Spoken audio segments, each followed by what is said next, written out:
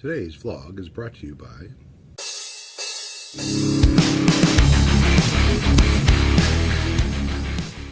Hey everybody, what's going on? Eric here, and sorry I missed my vlog yesterday, or vlog. Really didn't have nothing important or interesting going on, so didn't even bother with it. It's kind of hard doing these vlogs. I never realized how hard a vlog was until I got involved in it. But anyways, today's vlog is basically a question with an answer, my own personal answer. But the question is, why did you start YouTube? So I'm going to get to my explanation after this.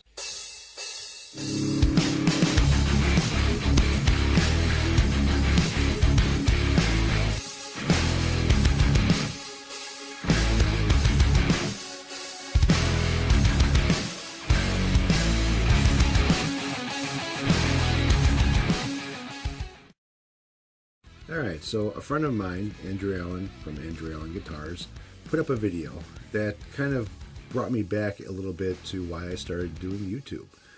His video was on your least favorite guitar company, but your favorite guitar from that company, or vice versa. So it reminded me a little bit of why I started doing the YouTube thing, which is kind of stupid because there was a lot of people that were doing the same thing that I was doing on YouTube way before I even got involved. But when I got involved with YouTube, I ended up helping out a few people, which was cool. I had some pretty good following, which was even better, and maybe helped out a bunch of people, gave them a little bit of a helping hand and stuff like that, until I got myself in trouble, and then things went downhill. Everybody knows what happens with that. So check out Andrew Allen's guitar channel, pretty cool. I'll put a link at the bottom. And yeah, so let's get back to why I started YouTube.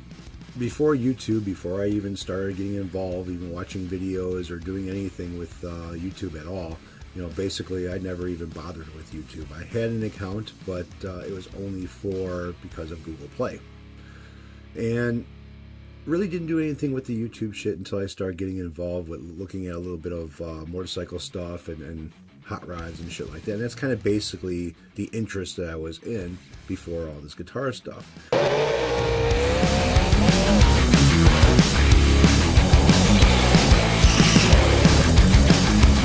Well, I ended up finding a PV Rockmaster guitar basically in the trash, and it needed a lot of work. So I ended up picking that up and bringing it home, cleaning it up, getting some parts for it. Now, because of my past history with the music store, when I was a teenager, I kind of knew a little bit of what to do, how to do it, and shit like that, and started watching YouTube videos to fill me in on some of the things that I didn't know. So thanks to you guys. You guys all started this. Nope, just kidding. I ended up buying off of Amazon. It's a company called Crescent, but it's a guitar company, I believe, or just maybe a dealer or whatever, but they sell guitars made by Crescent. It says right on the headstock. Now, they were pretty interesting as far as the guitar goes.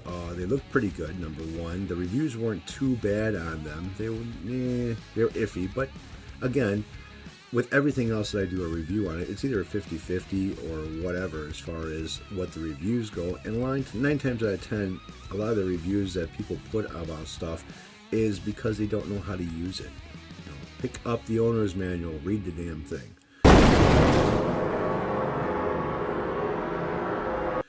Anyways, so when I ended up finding a bass guitar and a Strat that I liked, I bought it. And the bass came first. So when I bought the bass, I was kind of excited. Got a bass amp with it. It was also made by Crescent.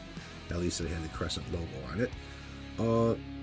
I ended up plugging it in when it was delivered, checking out to see if there was any sound. There was no sound. So I'm like, okay, what the fuck?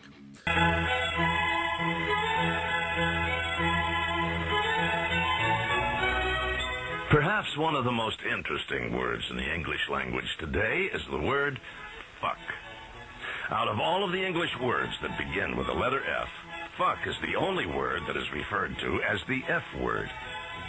So I ended up hooking up a little MP3 player to the amplifier to see if the amplifier was fucked up, and it was working fine. Cheap amp, nothing fancy. I think I spent maybe $200 for the guitar and the amp, and then the Strat that I bought was probably like another $80 or something like that. So it wasn't a very high ticket item, okay? So as I'm messing around with the bass, I started doing a little bit of a setup on there, and I ended up taking the strings off it, putting my own strings on it, taking the cover off of it, and just checking out the electronics, making sure everything was soldered and in the right spot, and everything seemed to be fine. No sound from the guitar. So as I'm looking at the guitar, the finish was like real thick. The body was heavy on that bass. But there's just a lot of issues with the bass itself that I started finding. As I'm tuning it up, the neck was bowing really, really bad. And I tried to adjust it with the truss rod, and it still would not stay where I wanted to stay. Too much relief in it. So before I broke the truss rod, I ended up saying, well, fuck it. Fuck, as most words in the English language, is derived from German, the word frichen, which means to strike. In English, fuck falls into many grammatical categories. As a transitive verb, for instance, John fucked Shirley. As an intransitive verb, Shirley fucks. Its meaning's not always sexual. It can be used as an adjective, such as, John's doing all the fucking work. As part of an adverb, Shirley talks too fucking much. As an adverb enhancing an adjective, Shirley is fucking beautiful. As a noun, I don't give a fuck. As part of a word, abso-fucking-lutely, or in-fucking-credible. And, as almost every word in a sentence, fuck the fucking fuckers. As you must realize, there aren't too many words with the versatility of fuck, as in these examples describing situations such as fraud, I got fucked at the used car lot, dismay, oh fuck it. So I got a hold of them, shipped it back that day. They shipped me out another one. Basically the same problems. Now the Stretch showed up. Now the amp that I got, you could use it for a guitar or you could use it for a bass, and it was nothing fancy. Okay, it was nothing really special about it. It had gain control, tone control, volume control. That's about it. All right, but you can use it for the bass guitar or an regular electric guitar. Okay. So when I got the Strat, that thing was a mess. The neck looked like it was sitting off on an angle, or something was wrong with the bridge itself where it was sitting off on an angle, where the strings weren't even lined up going down the neck. The frets were all over the place. It buzzed like crazy. It just was a piece of crap.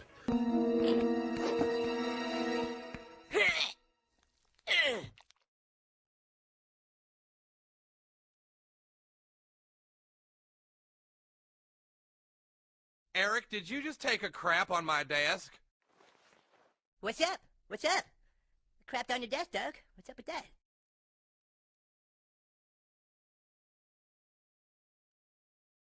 So I ended up sending that back. And before the bass was delivered, I ended up packing up the amplifier and sending that back to him and getting a hold of them and saying, hey, cancel my order. I don't want this shit. Fuck this shit. So I ended up getting the bass and then shipping it back right away. And I paid for the shipping for it, so I didn't give a fuck. As long as I got my money back for what I spent, the shipping was still less than what I spent on everything, so I didn't care. Fuck this shit. And it took over a month to get a refund from these guys. So I started doing a little bit more into the reviews, basically more bad reviews than anything else, and saw that other people were having the same problem. Fuck this shit. So when I started doing my YouTube channel, basically it was to help people find out about these types of companies that are there to rip you off. Plain and simple. So when I ended up doing repair videos and stuff like that, I just started getting into it a little bit more and started doing fret leveling and making videos of that. Those were pretty long videos. And then I got myself a little deeper into the bullshit and, almost no way out of it. So I ended up just basically dropping out of YouTube for a while. Fuck this shit. But I came back. And when I came back, I just decided to change a few things and decided just to, ignore everything. Fuck this shit. I don't give a fuck. Fuck this shit. Abso-fucking-lutely. So when I got involved with the YouTube thing, started watching your guys' channel, started liking what you guys were doing, started subbing a bunch of people, started getting a bunch of people subbing me, and it just went on from there. So I'm kind of glad that I did it in one way because I ended up helping out a lot of people, and plus I started doing the contests and the giveaways and stuff, started getting promotions myself as far as for my channel goes and everything else. Wasn't money, so nobody was giving me money, but I was getting other products to basically advertise on my channel and to give away. And that's how all that shit started. So it was actually quite fun. But in the meantime, even before I started giving anything away, I met a lot of good people. Abso-fucking-lutely. A lot of them I consider friends. And, we still chat and have, a good time, our own little good time, to this day. And it worked out pretty good. So basically that's kind of how I started up my YouTube channel and, the reasons why. Really never give a shit about the like and the dislike. The only thing I see with the like and the dislike, some of you guys, you like the video. Okay, that's cool. I like that. That's not bad. Shows that you're watching, you're interested in what I'm doing and whatnot. The ones that give you the thumbs down, well, you know what? Thanks for watching. That's all I gotta say. Thank you for watching. See, it's kind of stupid because a lot of these people will think the thumbs down thing bothers people, okay? And the way I see what the thumbs down is, it's a view. Somebody viewed my channel. I don't care if they liked it or not. It's not up to me to sit there and kiss their ass, but they watched my video. They liked it, they disliked it, I don't care, whatever.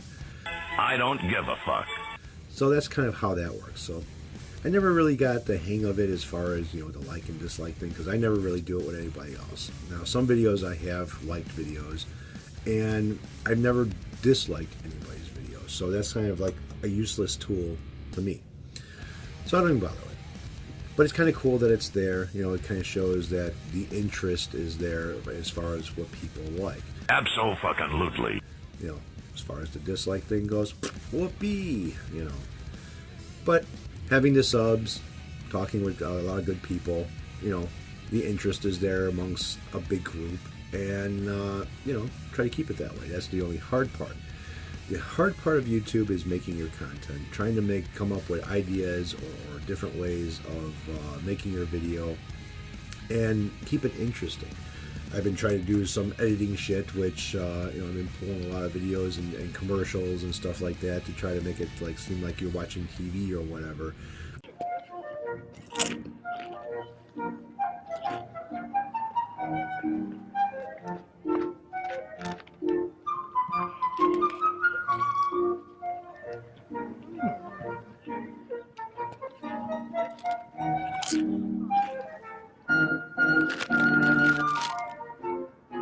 Try to make it a little bit funny, and I'm not a very, very funny guy, okay? Abso-fucking-lutely. So that's kind of a little bit of a difficult thing for me to do.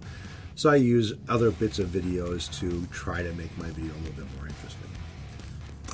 So you can kind of see in the long run from when I started doing YouTube to now that things are a little bit different. I'm a little bit better with my editing skills and, trying to make it a little bit more interesting for the viewers itself, which makes it very, very difficult because you run out of ideas.